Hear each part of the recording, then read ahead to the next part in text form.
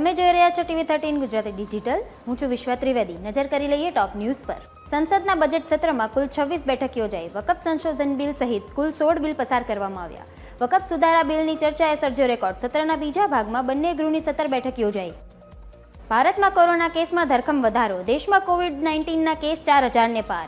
કેરળમાં કોરોનાના સૌથી વધારે 1416 કેસ. ગુજરાતમાં 397 કેસે આંકડો પહોંચ્યો. રાહુલ ગાંધીને મોટો ઝટકો. વિનાયક દામોદર સાવરકર વિરુદ્ધ કથિત અપમાનજનક ટિપ્પણી મામલે અલ્હાબાદ હાઈકોર્ટે અરજી ફગાવી. રાહુલ ગાંધી પાસે તેમના સમન્સ માટે સેશન કોર્ટ સમક્ષ સમીક્ષા અરજી દાખલ કરવાનો વિકલ્પ છે. કોર્ટના હસ્તક્ષેપની કોઈ જરૂર નથી. બેંગલુરુ અકસ્માતમાં આરસીબીએ કરી વળતરની જાહેરાત. મૃતકોના પરિવારને ટીમ આપશે 10 લાખ રૂપિયા. ટીમે સત્તાવાર એકાઉન્ટ એક્સ પર આપ્યું નિવેદન.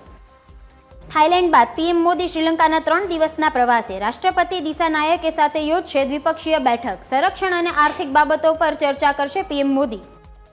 11 જૂન સુધી રાજ્યના કેટલાક વિસ્તારોમાં ગાજવીજ સાથે મધ્યમ વરસાદની આગાહી. સૌરાષ્ટ્રના 7 જિલ્લા અને દક્ષિણ મધ્યમાં ખાબકી શકે છે વરસાદ. રાજકોટમાં લોકમેળાને લઈ એસઓપીનો રાઇડ સંચાલકોએ કર્યો વિરોધ.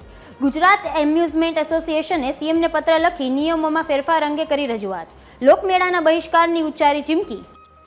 બનાસકાંઠાના પાલનપુરનું ગઠામણ ગામ બન્યું કોમી એકતાની મિસાલ.